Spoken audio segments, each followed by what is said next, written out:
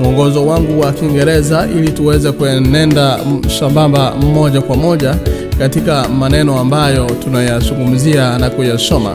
Na leo tunazungumzia kuhusu Yesu na Adamu, yani Adam and Jesus.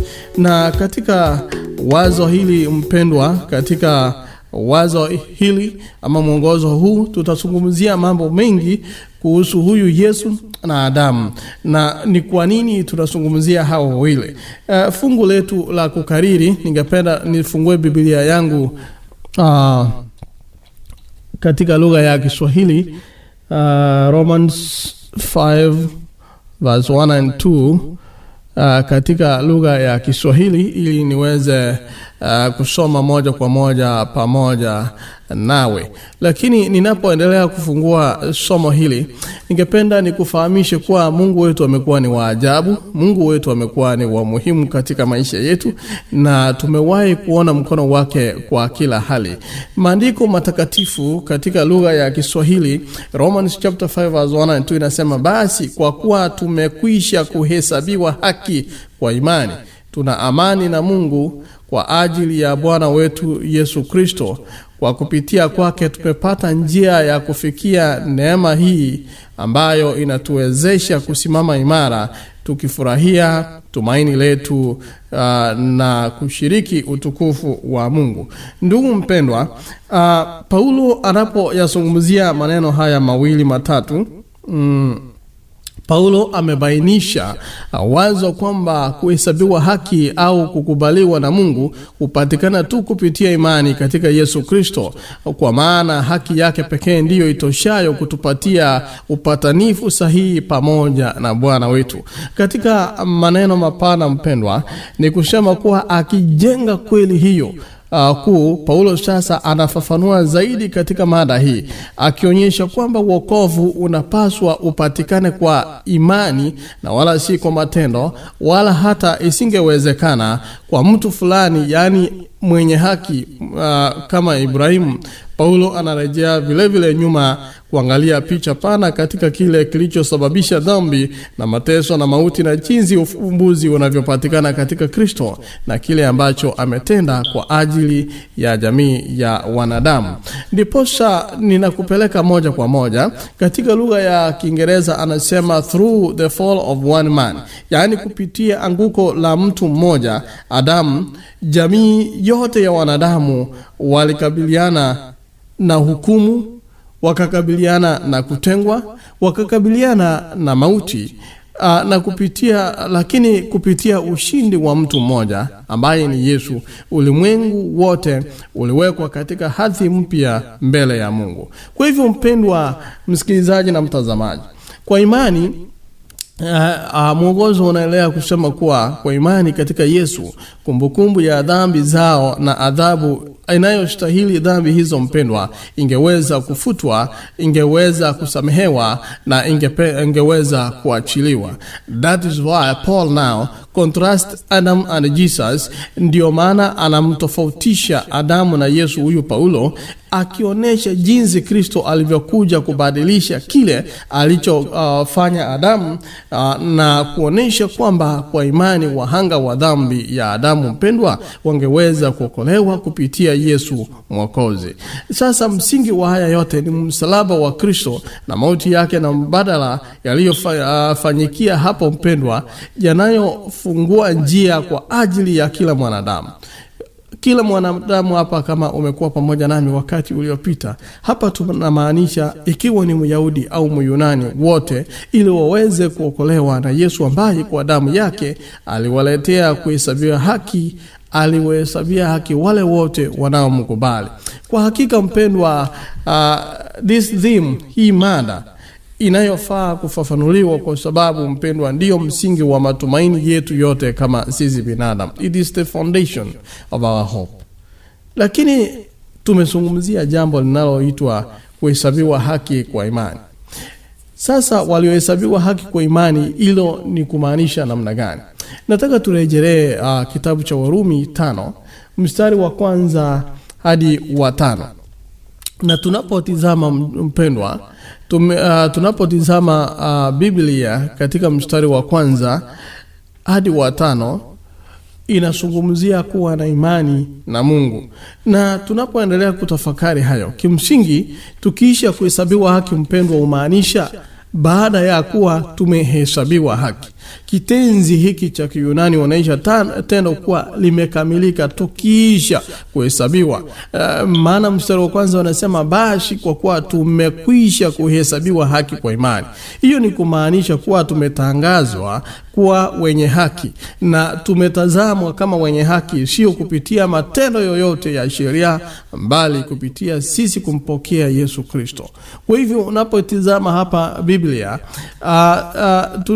inaendelea kutueleza kuwa, mpendwa, maisha makamilifu aliyoishi Yesu hapa duniani, maisha yake, utunzaji wake kamili wa sheria umehesabiwa kwetu. Wakati huo, mpendwa, ujue kwamba dhambi zetu zote zimebewa kwa Yesu. Ndio maana Mungu amemhesabu kwamba Yesu basi alizitenda hizo dhambi. Yani ni kuhesabu kuwa Yesu alitenda dhambi hizo, sio sisi. Na kwa namna hiyo, mpendwa, tunaweza kuepushwa adhabu tunayostahili, maana ukitenda dhambi unastahili kupata adhabu. Adhabu hiyo, mpendwa, ambayo tulistahili kupata, sasa Yesu Kristo anaipata kwa ajili yetu. Ndio maana yani tunamaanisha anaipata adhabu hiyo kwa niaba yetu, kiasi kwamba hatupaswi kamwe kukabiliana nayo sisi wenyewe. Sasa ni habari gani zaidi, mpendwa, za neema zinazoweza kuwepo kwa ajili ya mdhambi isipokuwa hii habari kuwa Yesu amebeba adhabu hiyo kwa ajili yetu.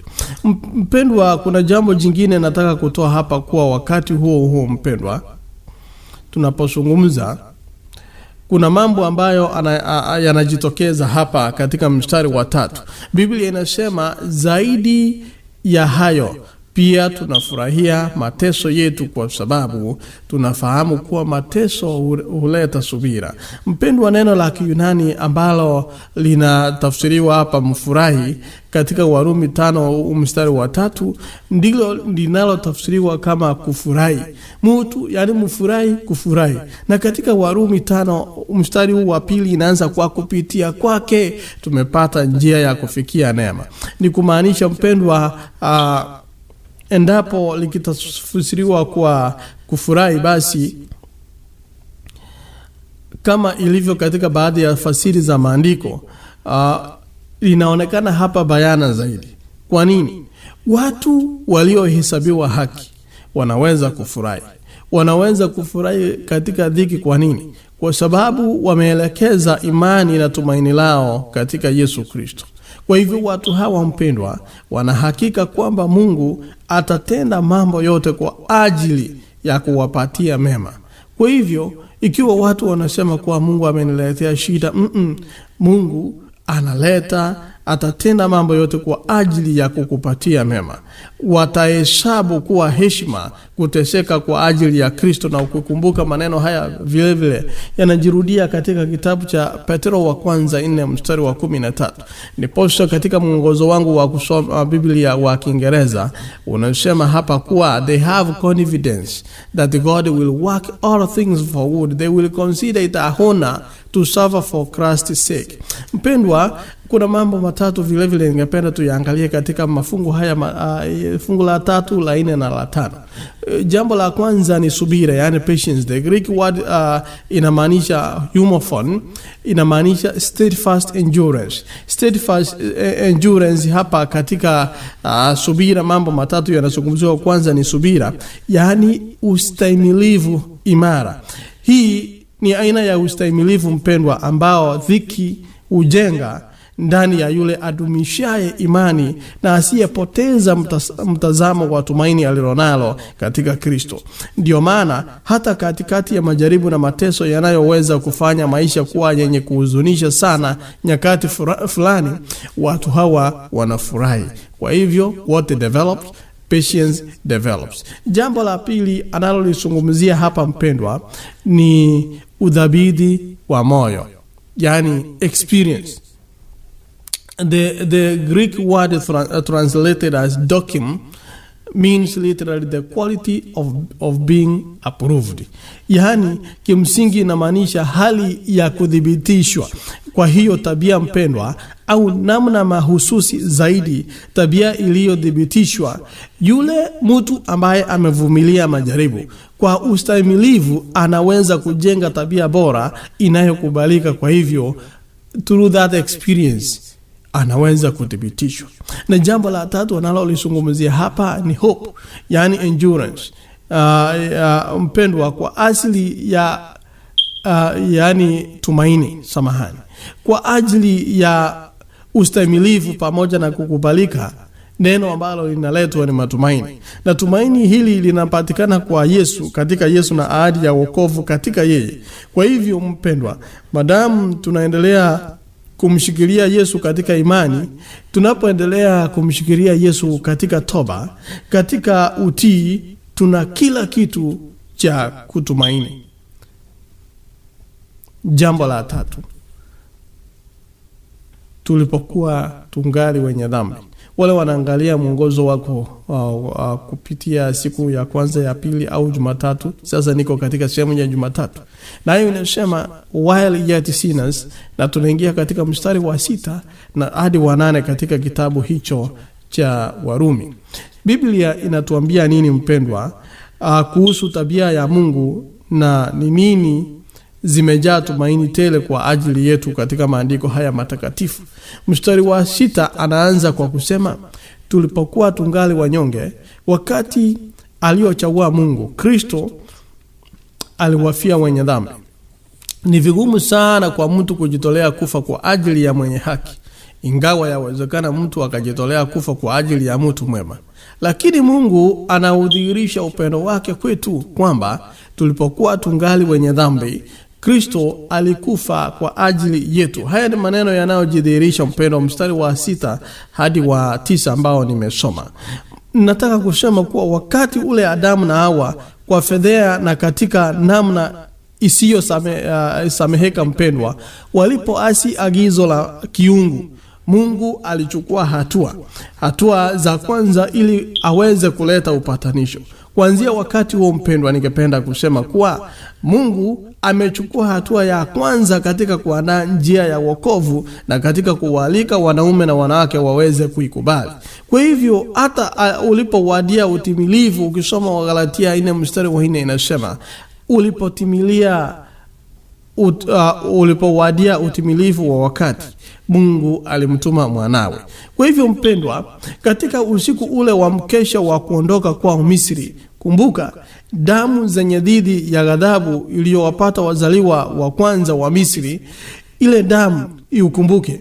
Kwa namna hiyo mpendwa, damu ya Yesu uhakikisha kwamba yule ambaye amehesabiwa haki na kudumisha hadhi hiyo mpendwa, atahifadhiwa wakati ule ambapo ghadhabu ya Mungu hatimaye itaangamiza dhambi mwishoni mwa wakati. Kwa hivyo baadhi ya watu mpendwa upambana na wazo hili la Mungu mwenye upendo aliye na ghadhabu, kuwa Mungu mwenye upendo lakini aliye na ghadhabu. Lakini kwa sababu hasa ya upendo wake mpendwa, ndio maana ana ghadhabu. Ingewezekanaje basi Mungu mpendwa anaye upendo ulimwengu asiwe na ghadhabu dhidi ya dhambi, dhidi ya mambo ambayo yanatendwa katika ulimwengu huu? Kama asingekuwa anatujali, basi mpendwa asingalishughulikia kile kinachotokea hapa duniani. Na wengine wakiwa wenzao, mambo dhambi ambazo zinatendeka katika ulimwengu huu.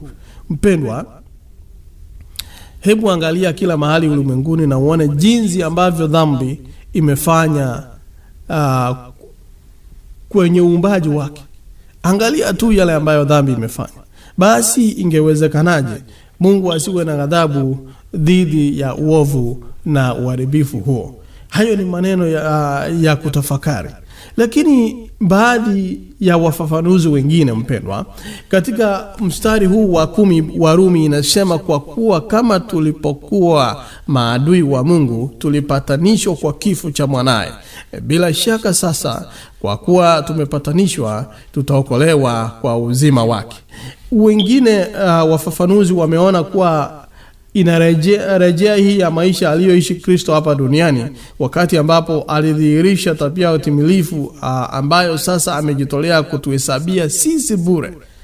Ingawa kwa hakika mpendwa, hili ndilo ambalo maisha makamilifu ya Kristo yalitimiza.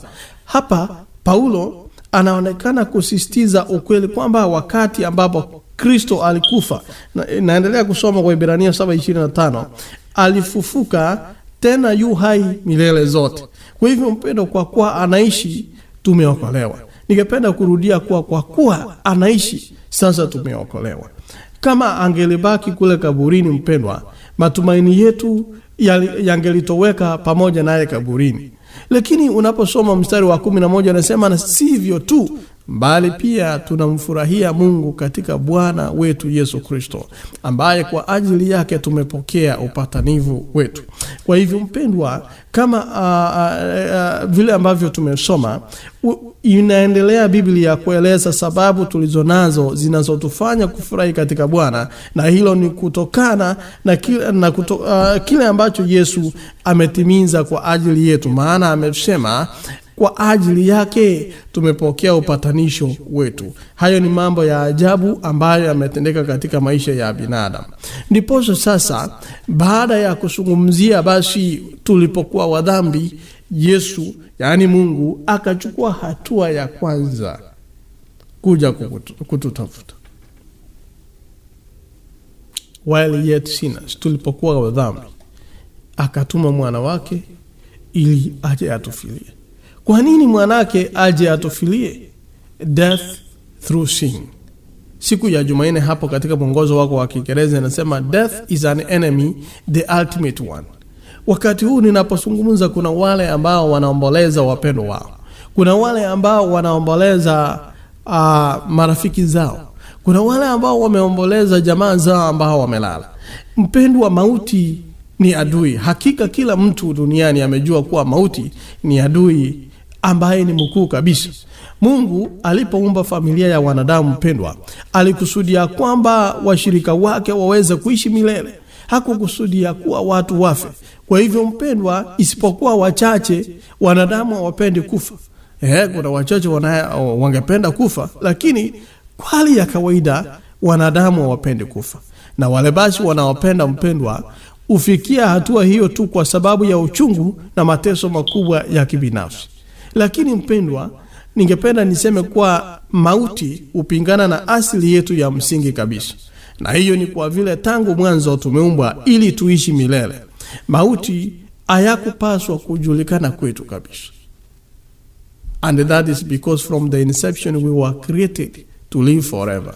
Death was to be unknown to us. Nataka nikupeleke mstari wa 12 katika kitabu hiki cha Warumi 5. Nayo Biblia mpendwa, nione kama nitaifungua. Ninapokataa hapa naendelea kwa kompyuta yangu, ndio maana unaona naangalia sehemu zote ili niweze kukuletea maneno haya kwa ajili inayoeleweka vema. Adamu alileta kifo, lakini Yesu ameleta uzima. Mpendwa, mstari wa 12 inasema, na kwa hiyo kama vile ambavyo dhambi iliingia ulimwenguni kupitia kwa mtu mmoja, na dhambi ikaleta kifo, kwa ajili ya hiyo kifo kikawajia watu wote, kwa kuwa wote walitenda dhambi. Mpendwa, ninapoangalia neno hili, watu ambao ni wafafanuzi wamehoji zaidi kuhusiana haya hii ya maandiko kuliko zingine nyingi. Pengine kwa sababu kama inavyodokezwa mpendwa, wanajaribu kutumia haya hii kwa malengo madhumuni mengine tofauti na yale aliyodhamiria Paulo hapa. Mpendwa, kuna jambo hapa ambalo ningesema kwa ufupi kabisa. Hapa Paulo alikuwa akijaribu kuwafanya wasomaji wake watambue jinsi tu dhambi ilivyo mbaya na kile ambacho imeleta katika ulimwengu huu kupitia Adamu. Kwa hivyo kisha baada ya Paulo kuonesha hayo, kisha anaonesha kile ambacho Mungu hutupatia bure katika Yesu kama tiba pekee ya janga kuu mpendwa ambalo lilotolewa ulimwenguni kwetu kupitia dhambi ya Adamu. Kwa hivyo hata hivyo Maandiko haya mpendwa hutuambia kuhusu tatizo, hutuambia katika kuhusu mauti katika Adamu. Tatizo au mauti katika Adamu. Na wala sio ufumbuzi. Maisha katika Kristo yanazungumziwa mpendwa. Mojawapo ya vipengele vya Injili vinavutia zaidi ni kwamba mauti yamemezwa katika uzima. Ndio maana tunasema Yesu alipita kwenye milango ya kaburi na kuvunja vifungo vyake. Ndio maana katika Ufunuo 1:18 Biblia inasema kuwa mimi ndiye aliye hai, nami nalikuwa nimekufa, na tazama ni hai hata milele na milele.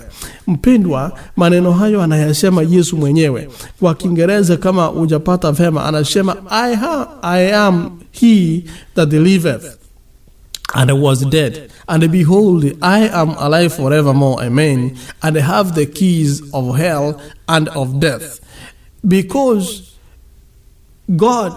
Jesus has the keys mpendwa, the enemy can no longer hold his victims in the grave. Ndio maana unasikia Yesu amesema mimi ndiye aliye hai, nami nalikuwa nimekufa, na tazama ni hai hata milele na milele. Kwa kuwa mpendwa, Yesu anaanza ufunguo. Adui hawezi tena kuwashikilia mateka wake kaburini. Labda nikuulize swali kabla nisungumzie mambo mawili nitamatishe. Nini umekuwa uzoefu wako binafsi kuhusiana na uhalisia pamoja na janga la mauti? Kwa nini katikati ya adui mpendwa huyo katili asiyechoka tunapaswa kuwa na tumaini katika kitu fulani bora zaidi kuliko sisi wenyewe, au kikubwa zaidi kuliko chochote kitolewacho na ulimwengu huu? What has been your own experience with the reality and the tragedy of death? Why in the face of such a relentless enemy must we have hope in something greater than ourselves or greater than anything this world offers? From Adam to Moses. Tangu Adamu mpaka Musa. Mstari wa 13 katika kitabu kile tulikuwa tukizungumzia Warumi 15:13 inasema, kwa maana kabla sheria haijatolewa dhambi ilikuwapo ulimwenguni, lakini dhambi haihesabiwi ambapo hakuna sheria. Ni mstari wa 13 na 14 unasema, hata hivyo tangu wakati wa Adamu hadi wakati wa Musa kifo kilitawala watu wote, hata wale ambao dhambi zao hazikuwa kama uasi wa Adamu. Adamu alikuwa mfano wa yule ambaye angalikuja. Mpendwa, ni nini anachokizungumzia Paulo hapa? Kirai kabla ya sheria huenda sambamba na kauli kwamba tangu Adamu mpaka Musa. Anazungumzia wakati fulani mpendwa, ulimwengu kuanzia uumbaji hadi kipindi cha Sinai, kabla ya kuingizwa rasmi kwa maagizo ya sheria za mfumo wa Israeli, ambapo mpendwa ulihusisha kwa kweli amri 10 za Mungu. Kwa hivyo kabla ya sheria umaanisha hadi wakati ule wa upambanuzi wa sheria mpendwa zilipokabidhiwa Israeli pale Sinai. Ndio maana mpendwa, sasa nataka kukuuliza, dhambi ilikuwepo kabla ya Sinai? Maana Sinai ndipo amri zimetolewa. Dhambi ilikuwepo kabla ya Sinai, na ingewezekanaje? Kwa hivyo mpendwa, kudanganya, nikuulize, je, kudanganya, kuua, kuzini, kuabudu sanamu havikuwa dhambi kabla ya hapo?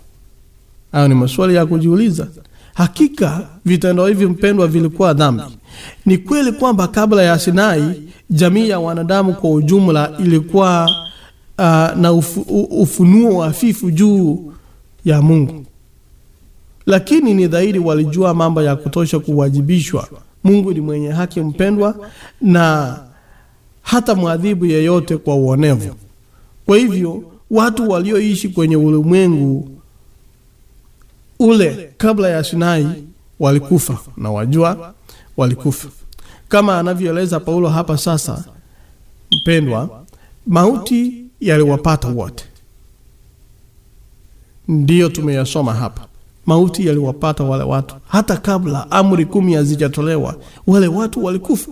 Sasa basi watahukumiwaje ikiwa hawakuwa na amri, na basi huenda walitenda maneno hayo bila kujua? Lakini tumesoma kuwa Mungu wetu si muonevu. Kwa hivyo mpendwa, ingawa walikuwa hawakutenda dhambi dhidi ya amri iliyodhihirishwa bayana mpendwa, hata hivyo walikuwa wamefanya dhambi. Namna gani? Walikuwa na mafunuo ya Mungu katika ulimwengu wa asili ambayo walikuwa hawajayazingatia, na hivyo mpendwa, watawajibishwa kwa yale ambayo waliyajua na hawakuwajibishwa. Kwa sababu mambo yake katika Warumi 1:20 nasema, kwa sababu mambo yake yasiyoonekana tangu kuumbwa ulimwengu yanaonekana na kufahamika hata wasiwe na udhuru. Kwa hivyo hakuna atakayesema kuwa hao watu basi hawakujua. Maagizo mpendwa yaliyodhihirishwa pale Sinai yalihusisha sheria ya maadili. Ingawa ilikuwepo kabla ya wakati huo basi, lakini ilidhihirishwa.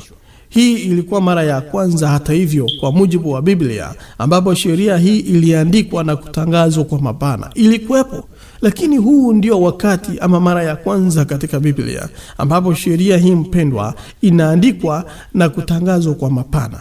Sasa Waisraeli wanapoanza kujilinganisha na maagizo ya Mungu mpendwa, waligundua kwamba walipungua sana. Ndio maana mpendwa, kwa maneno mengine, dhambi ilizidi. Ukisoma Mwanzo 6 inasema dhambi ilizidi. Kwa hivyo mpendwa, punde walitambua kiwango cha maasi yao. Kwa nini? Si eti amri ilileta dhambi nyingi, la. Lengo la ufunuo huu mpendwa lilikuwa kuwasaidia kuona neema ambayo Mungu alitoa bure kiasi hicho, kuwa wametenda dhambi zaidi. Walikuwa wamesaidiwa kuona hitaji lao la Mwokozi. Kama ilivyosisitizwa hapo kabla mpendwa, mtazamo halisi wa imani la Agano la Kale haukuwa ushupavu wa sheria. Kwa hivyo ilikuwa tu sheria iwasaidie kuona jinsi walivyo wadhambi namna gani, na baada ya hapo basi waone hitaji lao, jinsi ambavyo wanamhitaji huyu Yesu Kristo ili aweze kuokoa ama wamkaribishe katika maisha yao.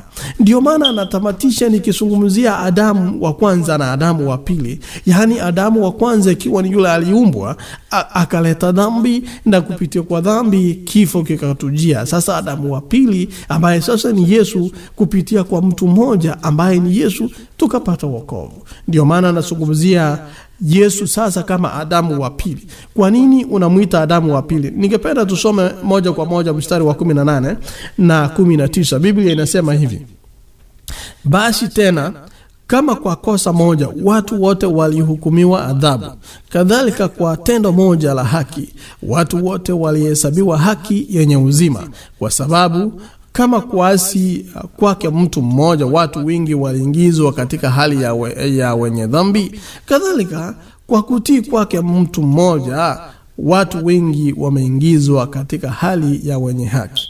Mpendwa, sasa ni tofauti gani inawasilishwa hapa kwetu? Na ni tumaini gani tumepewa katika Yesu Kristo?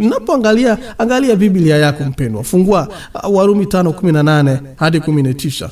Unapotizama mstari huu wa 18, kama wanadamu hatukupokea chochote toka kwa Adamu isipokuwa hukumu na mauti. Hayo ndiyo ambayo ninapoangalia mstari huu wa 18 unaniambia. Kwa hivyo, lakini Kristo, mstari wa 19, Kristo hata hivyo mpendwa aliingilia kati na kuvuka mahali alikoangukia Adamu, akistahimili kila jaribu kwa niaba ya wanadamu. Alikomboa kosa na anguko la Adamu la kufedhehesha, na kwa hiyo kama mbadala wetu alituweka mahali panapostahili kuwa pamoja na Mungu. Kwa hiyo Yesu mpendwa ni Adamu wa pili. Adamu wa pili basi alikuwa mwanadamu mwenye uhuru wa kimaadili, aliyewajibika kwa mwenendo wake, akiwa amezungukwa na vishawishi. Nasema nina vishawishi vingi ambavyo Yesu alikuwa amezungukwa na vishawishi vya kila hila na potovu mno, lakini aliwekwa kwenye mazingira yenye msaada kidogo sana kuliko Adamu wa kwanza, kiasi cha kumwezesha kuishi maisha yasiyokuwa na dhambi. Hata hivyo mpendwa, katikati ya wadhambi alipinga kila jaribu la kutenda dhambi na kudumisha hali ya kutokuwa na hatia. Daima hakuwa mdhambi. Ninazungumzia nini? Kitabu let me read wacha nisome Bible Commentary volume 6 page 1074. Inasema, the second Adam was a free moral agent, held responsible for his conduct, surrounded by intensely subtle and misleading influences. It was much less favorably situated than was the first Adam to lead a sinless life. Yet, in the midst of sinners, he resisted every temptation to sin and maintained his innocence. He was ever sinless. Mpendwa, how are the Adams and Christ act contrasted? Mstari wa 15 hadi 19. Na ni jinsi gani matendo ya Adamu na Kristo yametofautishwa katika mistari hii. Look at these two opposing ideas mpendwa. Death, life. Disobedience, obedience. Angalia jinsi ambavyo mambo haya yanajitokeza. Mawazo kinzani hapa. Tunazungumzia mauti, lakini Yesu analeta uzima. Adamu wa kwanza uasi, Adamu wa pili Yesu utii. Unaona, kwanza kuna hukumu, lakini hapa kuna kuhesabiwa haki. Hapa kuna dhambi, hapa kuna haki. Yesu alikuja na kubadilisha yote aliyokuwa ameyafanya Adamu. Hayo ndiyo tutakayotamatishia siku ya leo, kusema kuwa Yesu alikuja ili kubadilisha yote aliyokuwa ameyafanya Adamu. It is fascinating tu mpendwa, inavutia sana vile kwamba neno karama ama kipawa limejitokeza mara 5 kwa Warumi hii, mstari wa 5 hadi 15 hadi 19. Labda nikusomea Kiingereza. Inasema, but the free gift is not like the offense, for it is by one man's offense that men died, but much more the grace of God and the gift by the grace of one man. Unaona, hilo jina gift uliangalia hapa limejitokeza mara 5. Wazo la msingi mpendwa ni rahisi. Paulo anasisitiza kwamba kuhesabiwa haki hakupatikani kwa kuifanyia kazi. Uja kama kipawa. Ni kitu fulani mpendwa ambacho hatustahili kupata. Kama zilivyo karama zote mpendwa, tunapaswa kukaribia na kuzipokea. Na katika hili mpendwa, tunadai karama hii kwa imani. Hakuna chochote, hakuna lolote utakalolitenda ili uweze kuipokea. Kwa hivyo natamatisha nikikuuliza maswali yafuatayo katika lugha ya Kiingereza. What was the best gift you ever received? What made it so good, so special, that gift you received? How did the fact that it was a gift as opposed to something you had earned or worked for make you appreciate that much more? Yet, kabla nikuulize swala la mwisho, labda nikuulize kwa Kiswahili. Ni nini zawadi bora kabisa katika maisha yako umewahi kupokea? Na ni nini kimeifanya ama kilichoifanya hiyo zawadi kuwa maalum jinsi ambavyo ilikuwa? Na ni kwa namna gani ukweli kwamba ilikuwa zawadi tofauti na kitu ulichokuwa umefanyia kazi ama umejipatia kwa kukifanyia kazi, ukufanya kwa mwenye shukrani kwa sababu ukifanyia kazi. Lakini sasa swali la mwisho, yet how could that gift even begin to compare with that which we have in Jesus?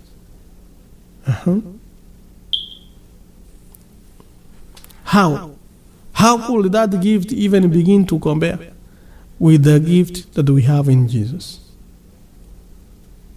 Ni kwa namna gani hata zawadi hiyo mpendo ingeweza kuanza kulingana na kile tulicho nacho katika Yesu? Siku ya leo tumezungumza mambo mengi kuhusu Adamu na Yesu. Wengi hudanganywa kuhusiana na hali ya mioyo yao. Hawatambui kwamba moyo wa asili ni mdanganyifu kuliko vitu vyote na wenye ugonjwa wa kufisha. Ujizungusha haki yao wenyewe na wameridhika katika kufikia kiwango chao cha kibinadamu cha kitabia. Selected message 1 page 320 inasema watu wamejidanganya sana. Men are deceived concerning the condition of their hearts and are satisfied in reaching their own human standard of character. Watu wanasema I only want to be this way. Akifikia hapa anasema nimefika mahali nilitaka. Is it mahali unataka ama mahali Mungu anataka? Mpendwa, kuna hitaji kubwa kwamba Kristo aweze kuhubiriwa kama tumaini na wokovu pekee. Wakati fundisho la kuhesabiwa haki kwa imani lilipowasilishwa mara ya kwanza, iliwajia wengi kama maji yaliyomjia msafiri mwenye kiu. Wazo kwamba haki ya Kristo inahesabiwa kwetu sio kwa sababu ya sifa yoyote kwa upande wetu, bali kama karama itolewayo bure kutoka kwa Mungu. Ili jambo mpendwa lilionekana kuwa ni wazo la dhamani sana. Kwa hivyo sasa mstari wa 14, aliye mfano wake yeye atakayekuja. Ni kwa namna gani mpendwa Adamu ni mfano wa Kristo? Kama ambavyo Adamu alikuwa chanzo cha mauti. Sikiza, I'm reading the Romans commentary page 96 and 97, maana hilo ndio litakuwa la mwisho na nitaomba. The figure, who is the figure of him that was to come? How is Adam a figure of Christ? Mpendwa, kama ambavyo Adamu alikuwa chanzo cha mauti kwa wazao wake, ingawa hawakula katika mti uliokatazwa, hukula si kula, lakini tumeshiriki. Kwa hivyo mpendwa, ingawa hawakula katika mti uliokatazwa, vivyo hivyo Kristo amekuwa mpaji wa haki kwa wale walio wake, ingawa hawakustahili kupata haki yoyote. Kwa maana kupitia msalaba, ndugu mpendwa, amejipatia haki kwa ajili ya wanadamu wote. Kielelezo cha wasi wa Adamu kimo ndani yetu, kwa maana tunakufa kana kwamba tulikuwa tumetenda dhambi. Nataka niyasome haya kwa Kiingereza ili wapate vema, ndiposa niombe. Mpendwa,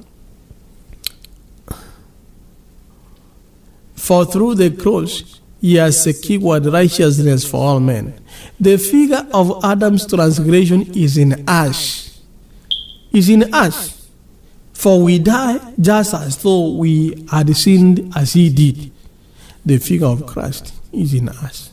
For we live just as though we had fulfilled all righteousness as he did. Wapendwa, kielelezo cha uasi wa Adamu kimo ndani yetu. Kwa maana tunakufa kana kwamba tulikuwa tumetenda dhambi kama alivyofanya Adamu. Vile vile kielelezo cha Kristo kimo ndani yetu. Kwa maana tunaishi kana kwamba tulikuwa tumetimiza haki yote kama alivyofanya Kristo. Ni nini kinakuzuia usifanye uamuzi siku ya leo? Maana sote tulihesabiwa kuwa tumetenda dhambi. All have sinned and fallen short of the glory of God. Lakini kupitia kwa Yesu ambaye alishinda msalabani, sasa kwa sababu yeye alikuwa mshindi, ikiwa anaishi ndani yetu, basi hata sisi tunahesabiwa kana kwamba hatukutenda dhambi yoyote. Tunahesabiwa kana kwamba tulikuwa tumetimiza haki yote kama alivyofanya Kristo. Mungu na Baba yetu, tunakushukuru kwa wema na fadhili zako. Asante kwa neno ambalo tumepata asubuhi, mchana ama jioni ya leo. Adamu wa kwanza alituletea mauti. Adamu wa pili ambaye ni Kristo ametuhesabia haki kwa imani, kwa hivyo tumekombolewa. Asante kwa yale ambayo umetutendea. Sasa tumekukaribisha katika maisha yetu. Ingia katika mioyo yetu ili ufanye yaliyo makuu, tuweze kukuhifadhi katika mioyo yetu. Tuweze kukukubalia ili uingie ndani, utoshe na kutusafi kwa damu yako, ili utuandae kwa ajili ya ufalme wako. Naomba ili tusije tukapotea, kwa sababu umetuhesabia haki kupitia kwa matendo yako wewe mwenyewe. Asante kwa msikilizaji, asante kwa mtazamaji, na tunapoendelea kujifunza, ikiwa ni mapenzi yako maneno haya yatakayowafikia wengine, hebu ukawabariki kupitia kwayo na utuandae kwa ufalme wako, katika jina la Yesu tumeomba na kuamini. Amen. Mpendwa, asante kwa kuwa pamoja nami, na juma lijalo, next week, tutazungumzia overcoming sin, kushinda kuishinda dhambi. Katika hayo tutazungumzia kwanza, kabla tuzungumzie kuishinda dhambi ilipozidi nini kilitendeka. Basi ilipozidi ikaendelea ikafanya nini? Ikatawala. Sasa tutazungumzia dhambi inapotawala na kutokuwa chini ya sheria bali chini ya neema inamaanisha nini. Hayo ni baadhi ya yale ambayo tutakayoyazungumzia juma lijalo. Hadi hapo wakati mwingine, mimi ni Jeremiah Orina Ontiri na Mungu akubariki.